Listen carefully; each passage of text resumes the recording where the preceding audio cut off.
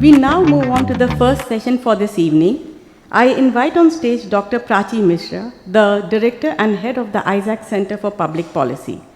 Prior to joining Ashoka, Prachi was the Chief of the Systemic Issues Division at the International Monetary Fund. She has also served as the Head of the Strategic Research Unit at the Reserve Bank of India and as the Senior Economist in the Office of the Chief Economic Advisor and the Prime Minister's Economic Advisory Council.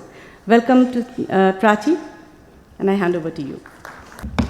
Thank you, Mona, for the kind introduction. Let me start by saying that I'm truly delighted to be a part of the Ashoka community and have an opportunity to lead the ISAC Center for Public Policy. I'm just 1 month into the job. I'm still learning a lot. I have been asked, so I'll just briefly lay out what I view as a vision, a possible vision for the center. Just to put things in perspective, India has really made huge strides over the past 5 decades. Average annual growth has increased from like 3% in the 1970s to a range of 7 to 8% now. And this has also been associated with a sharp reduction in poverty. That said, I think it's very important to recognize that there's a long way to go and a lot more to do. So given India's size, each one of our states is equivalent to some country or even larger. And importantly, there's significant heterogeneity across the states. And as there are challenges, there are a number of opportunities too. Hence, plethora of interesting and important issues. And this is where an institution like the ICPP has a role to play. So what is, I think Ajit gave a very nice introduction, but I think what is ICPP? It's actually a university-based research and policy center. Its function is basically to produce and, more importantly, disseminate and carry to the ground evidence-based research on India.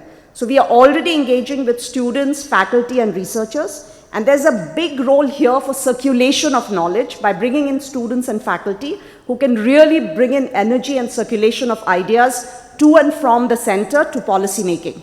So ultimately, we want to engage with policy and ask important and relevant questions and contribute towards fostering accelerated, inclusive, and sustainable economic growth in India. So we are, just to give a very brief snapshot, we are focusing our initial efforts in four priority areas, what we call verticals. First is agriculture and rural economy. Second is employment and labor. Third is regulation. And fourth, a topic very close to my heart, is public finance. We really have a dynamic and diverse set for each of these verticals. So ICPP is very closely linked with academics and teaching at Ashoka. So building on Ashoka's renowned economics program, we are actually collaborating with the Department of Economics to offer an interdisciplinary undergraduate program in economics and public policy. So the center will also support Ashoka's well-known Young India Fellowship, I think again Ajit spoke about it, by introducing a module on public policy and offering fellows exposure to really real-time issues. And finally, our executive education programs, which might be relevant to a number of people in this audience, are being designed for both government officials and corporate executives and are aimed to, again, address practical policy challenges which policymakers are facing. I'll just end by saying that over the medium term, if a center like this has to be successful, it really entails building domestic presence beyond metropolitan areas. So over time, we do aim to set up branches in key pilot states to begin with, and that in collaboration with domestic public or private sector institutions. Let me stop here and maybe move on to the next part of the program. So moving on to the program for the day, let me take the opportunity to welcome Shri Singh, who's in the audience here. So it's a personal pleasure and delight for me. I think Mr. Singh needs no introduction to this audience, yet I'll spend a few minutes. So Mr. Singh is former Expenditure and Revenue Secretary to the Government of India. He's a former Secretary to Prime Minister Atal Bihari Vajpayee and also former Member of Parliament. He was Minister of Economic Affairs in the Indian Embassy in Tokyo during the 1980s. He was the principal interlocutor for the negotiations with the IMF and World Bank following the 1991 balance of payments crisis. He led the Fiscal Responsibility and Budget Management Review Committee in 2017 and was also the chairman of the 15th Finance Commission. you might pause and wonder what else really remains. Isn't this everything? Isn't this all? But let me tell you that you would be wrong by a huge margin if you thought so. His work actually continues in full swing. Can tell you this because, I've worked closely with him for many years, and I really need to adjust to his pace and range, and I live it every day. He is currently president of the Institute of Economic Growth, where he's brought leadership and new energy to this role. He's launched in partnership with the Ministry of Finance and the Chief Economic Advisor in the Department of Economic Affairs, the Kautilya Economic Enclave, which is really spearheading new ideas for the domestic and global economy, and is surely among the conferences of the year in economics and economic policy. He also recently co-led with Larry Summers, at the request of the Honorable Finance Minister, the MDB or Multilateral Development Bank report for the Indian G20 presidency, which is already influencing the agenda for several international agencies. Finally, I wanted to spend a minute to recognize the prestigious honorary fellowship conferred to Mr. Singh by the London School of Economics. This is a rare award conferred by the LSE, previously to a few eminent personalities like Lord Beveridge, Professor Amartya Sen, and Queen Elizabeth. LSE President and Vice Chancellor Professor Larry Kramers noted that this is LSE's most esteemed award to recognize citizenship, lifelong commitment, and outstanding service to the community. Honorable Finance Minister Nirmala Sitharaman's message read, N.K. Singh's profound expertise in fiscal policy, coupled with his unwavering commitment to fiscal prudence, transparency, and cooperative federalism, epitomizes his enduring legacy. The Minister of External Affairs, Dr. S. Jaishankar, emphasized that this recognition not only underlines his international standing, but also acknowledges his manifold contributions to policy making and analysis on key contemporary issues. So let me extend you a warm welcome on behalf of the Ashoka community and invite you to the stage. Let's give a round of applause.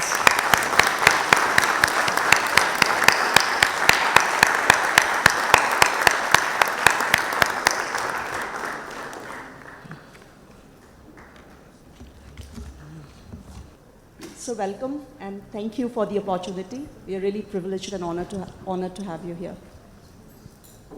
Well, thank you, Prachi. I'm delighted to be here this evening. I was delighted to be part of this ISEC Center in Delhi and its broad-ranging and sweeping areas of engagement. And linked with what the Vice Chancellor said, giving the new pedagogy and thrust to the mandate of the ADP 20, which seeks to blend together the disciplines of various kinds to foster innovation and development of the human psyche more in consonance with what the challenges are in terms of where technology is posing huge challenges and the necessity of constantly readapting ourselves to be relevant in the changing context. So I'm indeed delighted to be part of this function. I'm pleased that there will be an opportunity to engage with you on some issues which Prachi you may wish to engage me in. In the next 20 or 25 minutes, we will engage in a conversation with Mr. Singh on both global and domestic issues. So sir, let's start talking about the global economy. So perhaps the three big risks to the global economy are: number one, geopolitics. Russia-Ukraine war is getting worse. We don't know when and how it will end. Second is the war in the Middle East between Israel and Hamas. And third is increased US-China tensions and closely related to the results of the forthcoming US elections. The second big risk is high global public and private debt. And third is climate change. So how do you see these risks more generally, more broadly, and also in relation to India? And do you see opportunities here for us as well?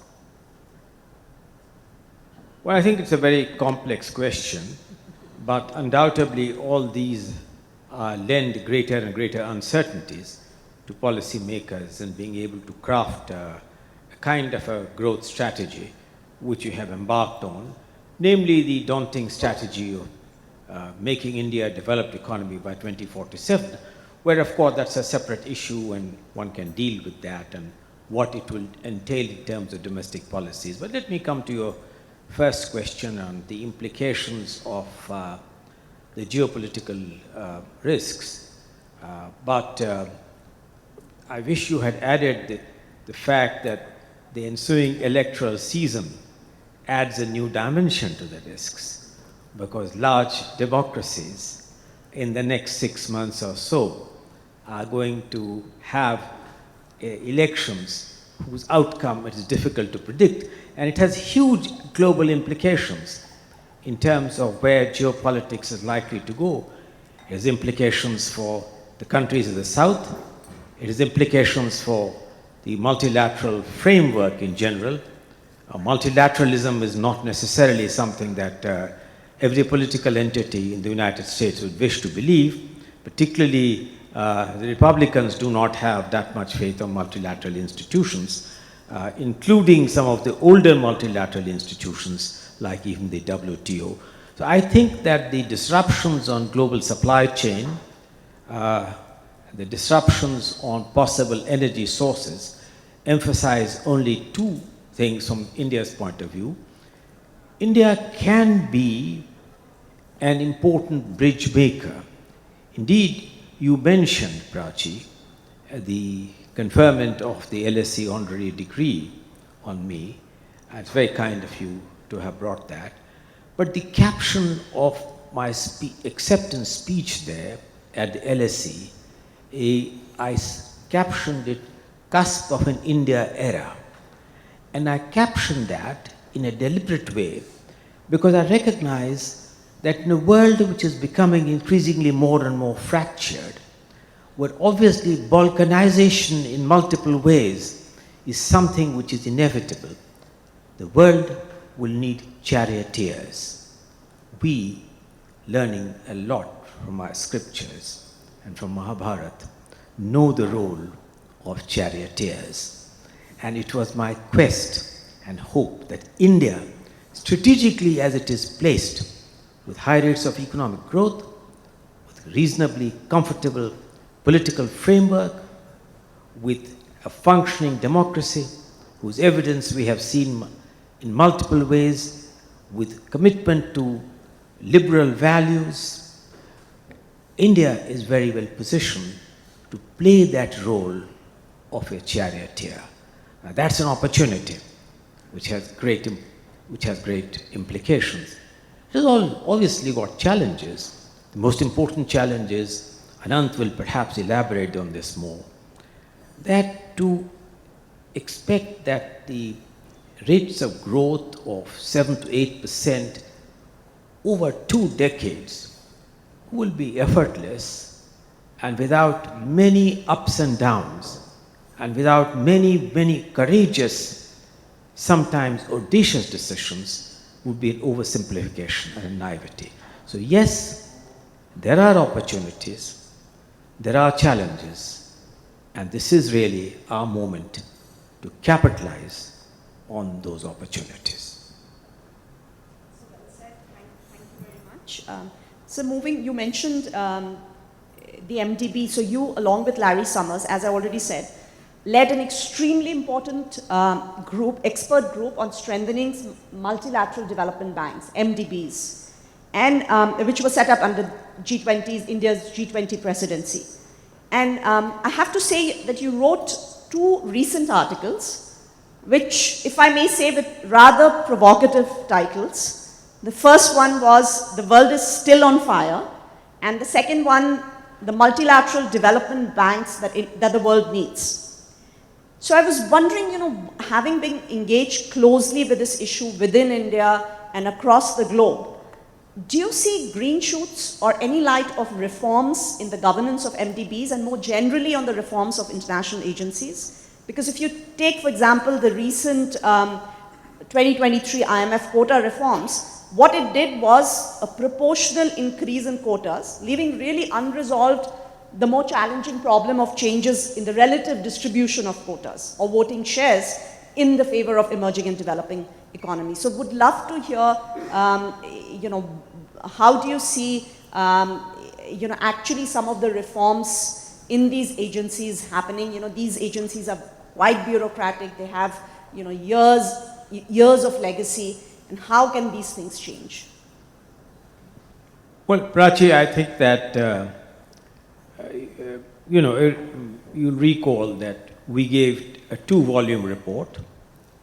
The first report, and incidentally, Anant, who is partly responsible for this very directly, decided that the terms of reference of this group should be as daunting as possible, and also the time frame should be as compressed as could possibly be done to be able to present the report within the Indian G20 presidency. But we gave 2 reports. The first report was called the Triple Agenda. Why triple? Triple because we realized that on an average year, the total amount of lending that multilateral development banks, and by the way, there are more than you think. The World Bank is only one part of it. There are 17, 18 multilateral development banks. I myself didn't know that there was a Black Sea multilateral development bank, there's an Islamic multilateral development bank, and so on. But of course, we know the more prominent ones. The first, I said, triple agenda. Triple because all the multilateral development banks taken together in an average year would be lending about 125 to $130 billion a year. Now we reckoned that if you add the needs of climate change alone, and if you leave out the fact that clearly we expect domestic resource mobilization to meet a very substantial part of the needs on climate, concessional and non-concessional finance would necessitate that the amount of resources that the multilateral development banks must cull out every year should be taken up from $125 billion to around $400 billion, hence triple.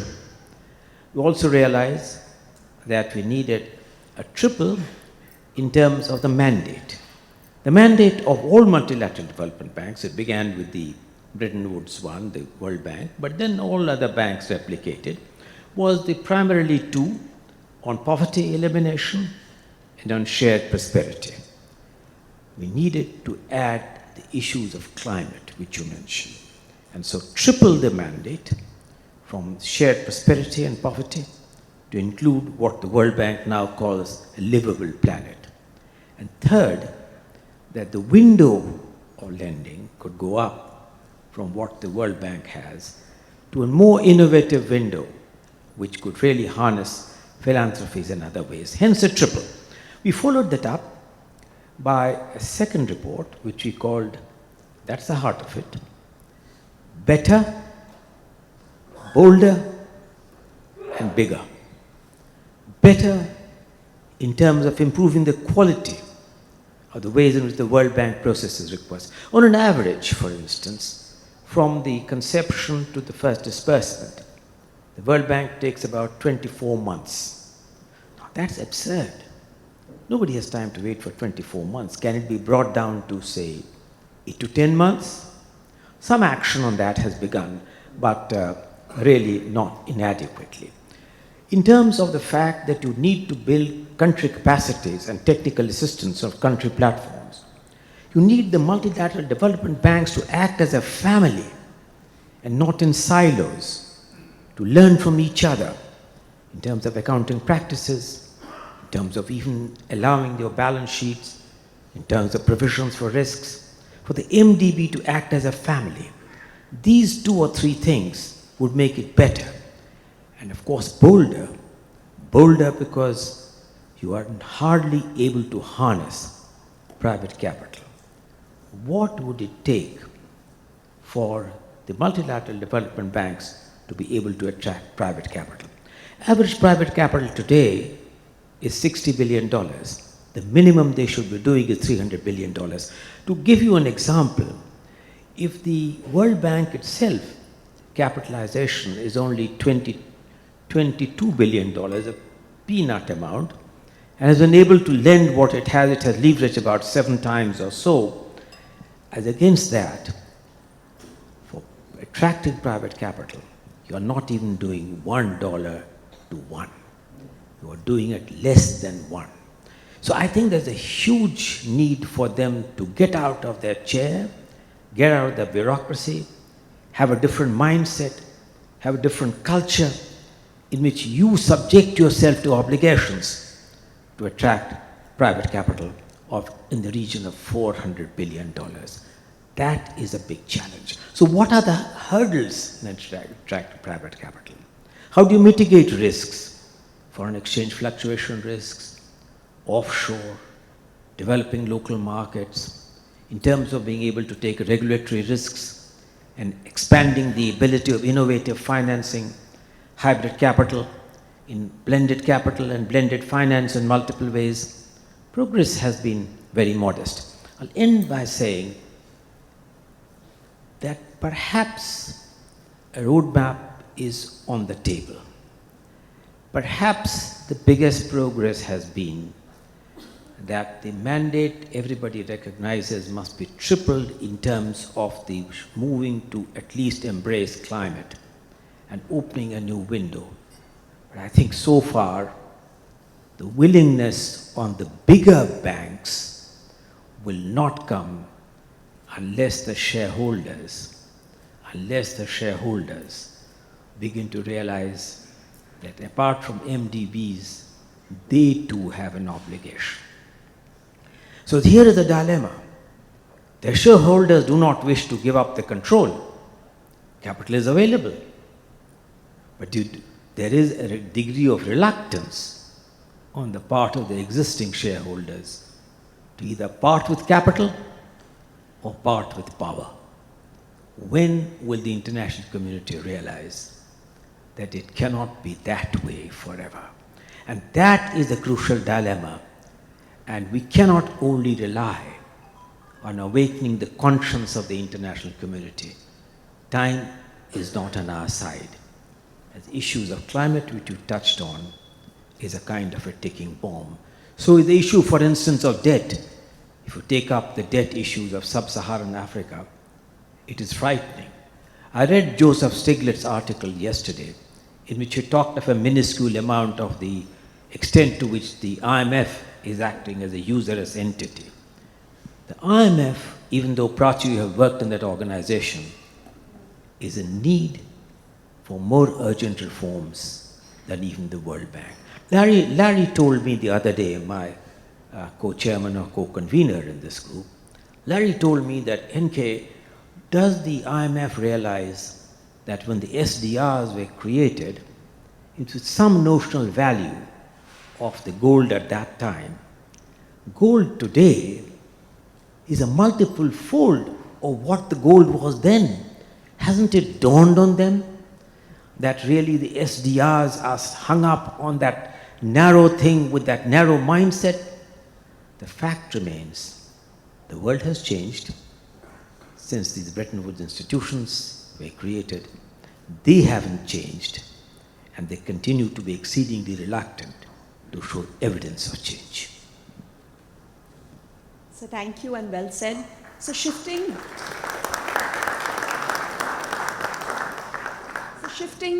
gears to India, and a topic which is very conjunctural and is in the news every day, one nation, one election. You were a member of the committee.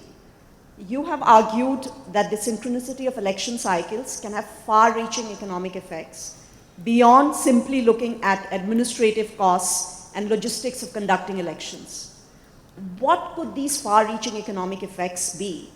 And, you know, I have to ask you this, what about the politics of one nation, one election? You know, how would it be, even though the cabinet has given its blessing, in the end, how would it be possible to build consensus on this? And what about the implementation challenges, even if the politics were managed deftly?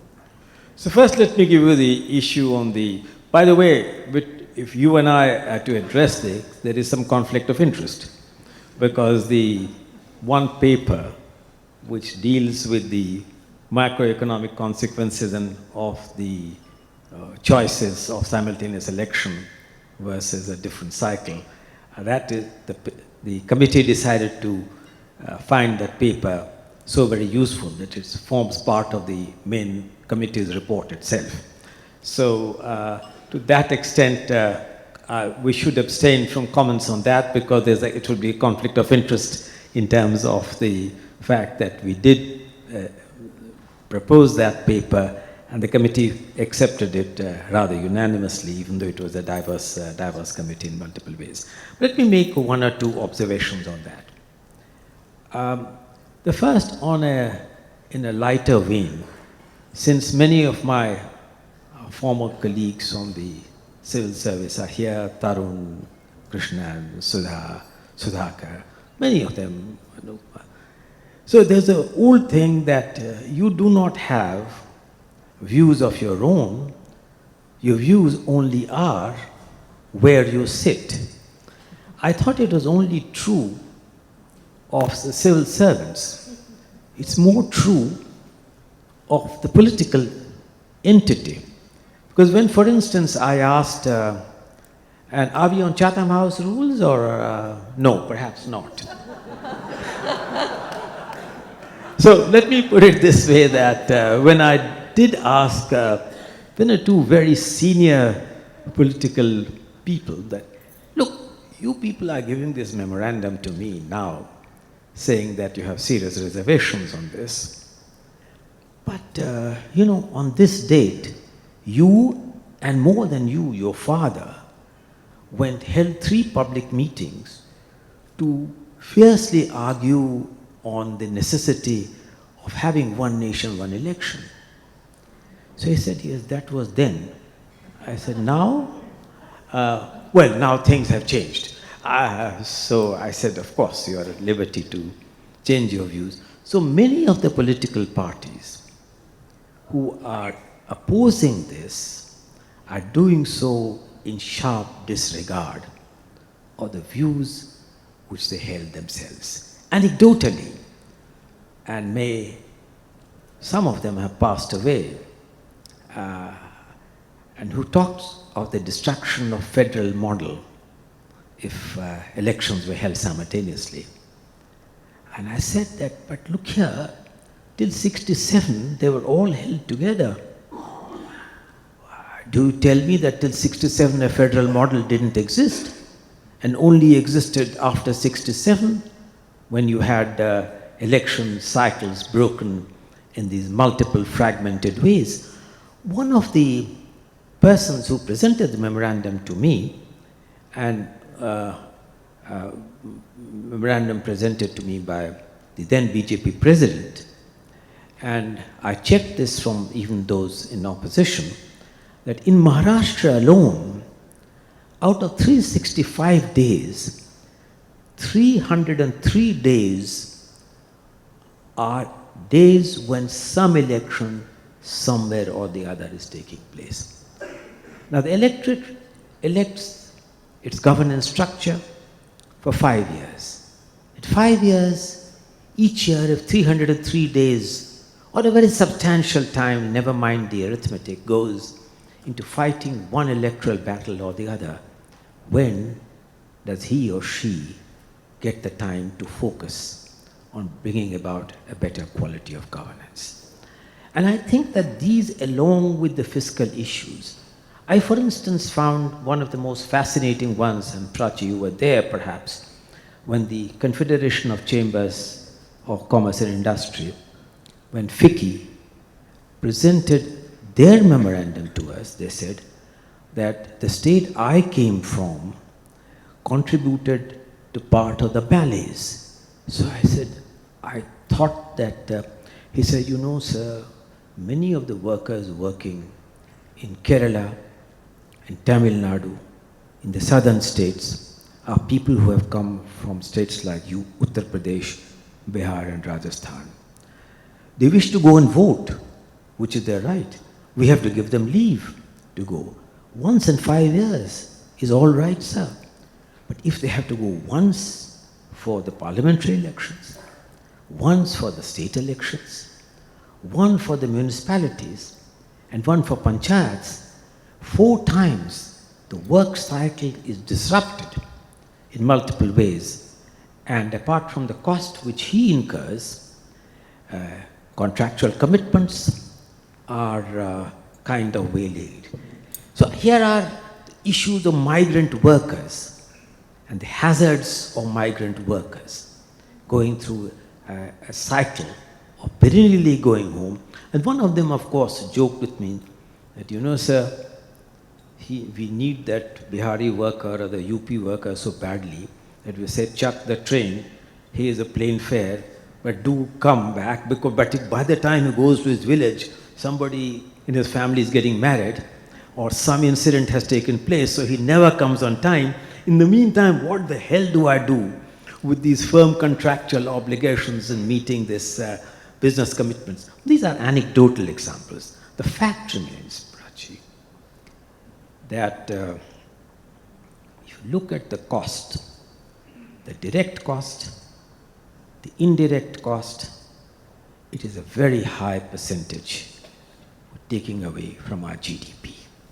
And I think that it is time that we reconsider this model of governance. And it's a doable model. What does it entail? It entails only 2 very simple things.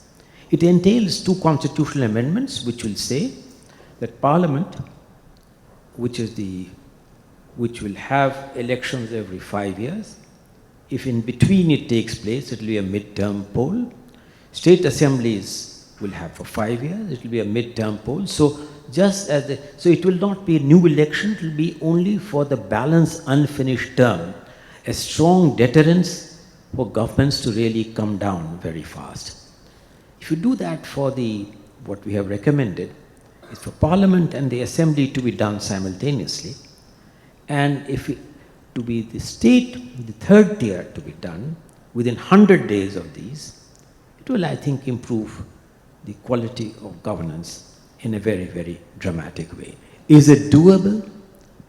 Well, that's a challenge.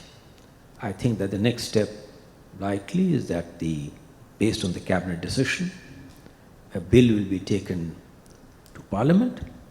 It will go, depending on what Parliament decides, either to a joint committee, a select committee, or a standing committee, to undertake consultations and suggest changes. Yes, it does require a lot of consensus.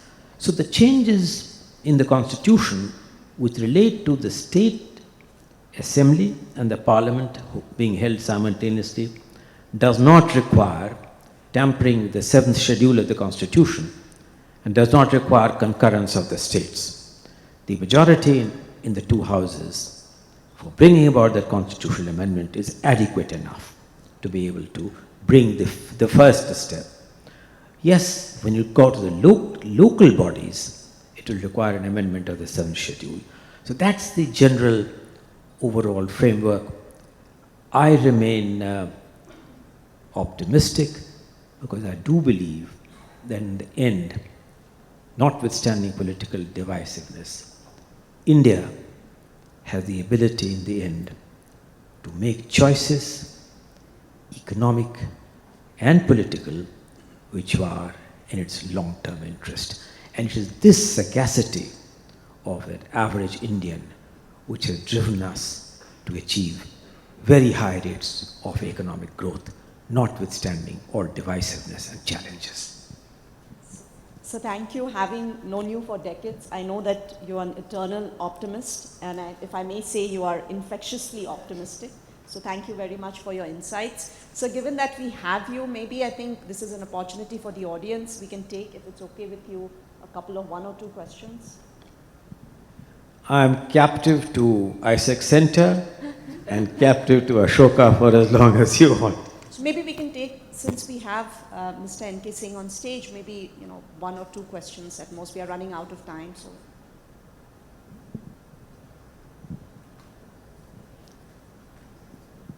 Sure, I'm Pankaj. My immediate relation is that my daughter is at Ashoka.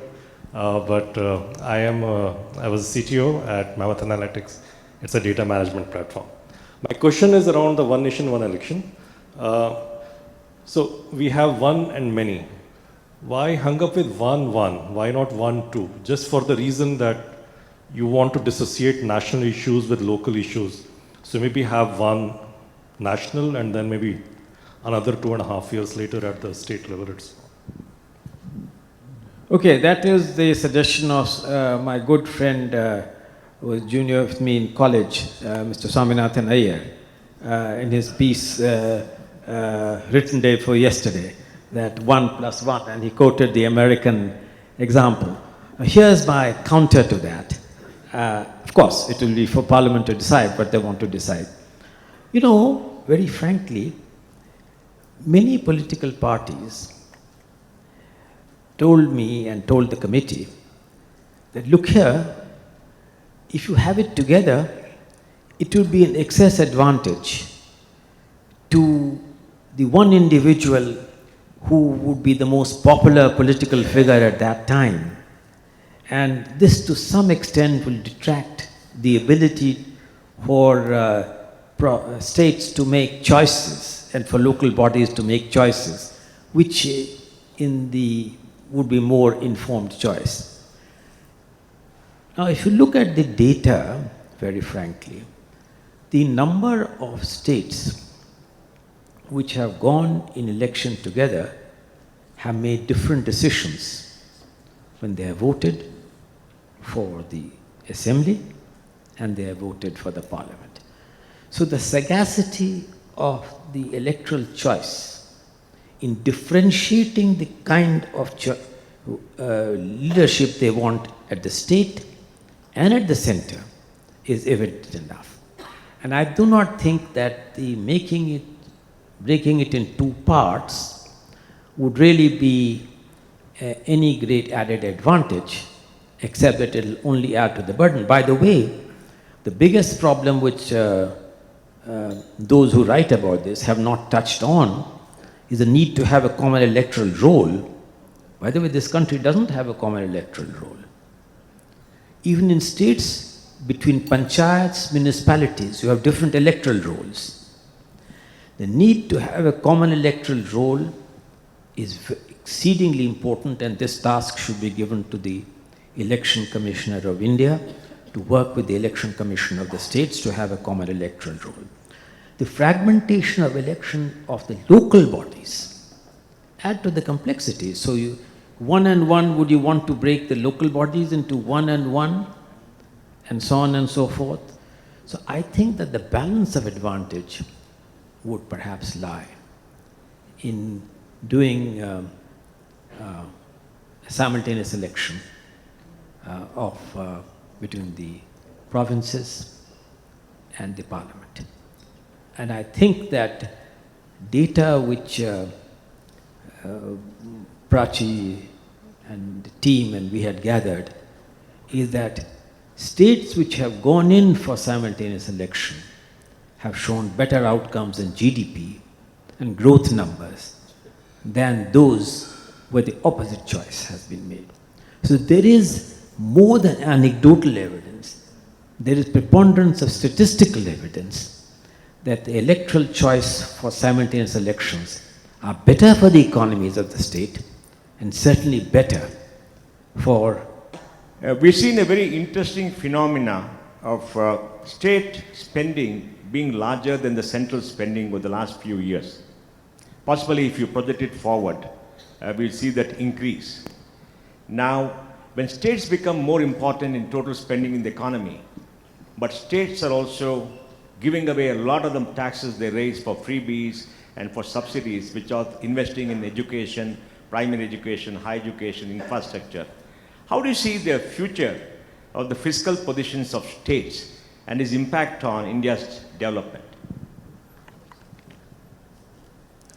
So Prachi, he has brought you to a question which you didn't ask.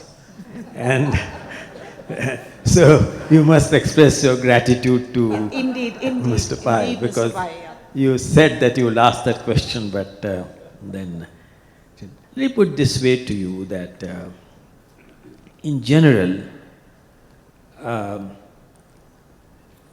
it would be valid to make 3 comments. One, that we must recognize that even in a moment of comparative triumph on continued high rates of economic growth, which we are doing now for the 4th year, and with very robust macroeconomic framework, we are, and being even though one of the few countries which did not get totally misaligned with the pandemic and so on, and with superb symmetry of economic, with fiscal and monetary policies, notwithstanding that, debt as a proportion of GDP continues to be totally misaligned with what its peer groups would suggest. And it's far away from the recommendations which were presented to Parliament by the former Finance Minister, Mr. Arun Jaitley, and based on the recommendations of the committee, which I had the privilege to chair, and where Prachi played a very important role in crafting that report. That was, broadly speaking, our debt to GDP for the country or general government should be 60%, to be realized with central government's fiscal deficit to be in 3. Each state government voluntarily had done 3. So if you do 3, both of them, you would in a reasonable time frame achieve a 60% disaggregated, 40% debt for the central government, 20% for the state governments. In sharp contrast to that, given pandemic and other factors, debt is 80% plus, general government. We certainly need to bring this down. To the credit of this government, 3 very important things must be said. First and foremost, the world applauds us on having achieved at long last transparency in budget data. The ability of state governments or governments to hide what was their expenditure is not possible anymore, and the central government took the lead, and full marks to them on that. I wish the state governments do that as fully. Second, I think that in terms of the quality of expenditure, the world applauds us of having shifted at long last from revenue to capital expenditure as a much higher growing proportion. If the states replicate what the central government has done, it would be doing themselves a big favor. Third, embedded in your question was the issue of state sovereignty. And,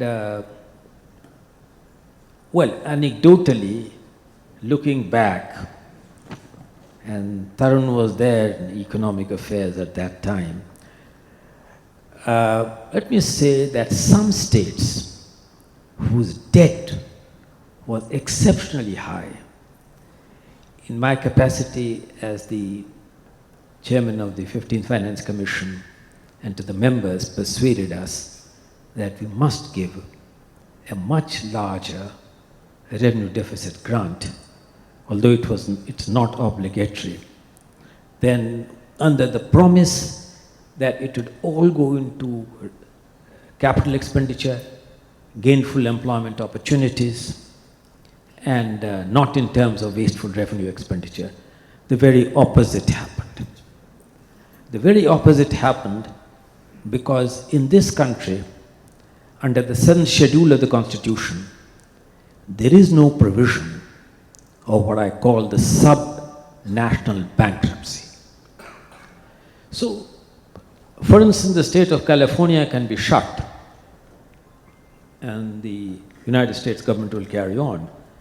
Nobody has ever contemplated that if, for instance, some of the very debt-stressed states cannot meet their obligation, they would close down, because there is an implicit assumption of a sovereign guarantee, both, of course, for the central government, upon the Consolidated Fund of India, and upon the Consolidated Fund of the state, or the states themselves. But I do believe that as we go forward, and since your question was how do I see the future, in some ways, I believe mechanisms must be worked which will enable the voice of the market to filter on the cost of borrowing of states. So states which have high debt and have indulged in unbridled financial profligacy have to pay much higher cost in terms of yield curves for their borrowing than states which have managed their finances well. But till the issue of the implicit subnational guarantee upon the consolidated fund is not questioned, there is no way you have any mechanism for allowing the voice of the market to infiltrate in making market discipline work with states to act more responsibly than they have done in the past. So thank you very much. I'm sure it's more than satisfied, Mr. Pai. In the interest of time, so thank you very much. This has really been a brilliant and fascinating discussion. I'm sure it's a treat for this audience. So thank you very much, everyone, for listening and also participating.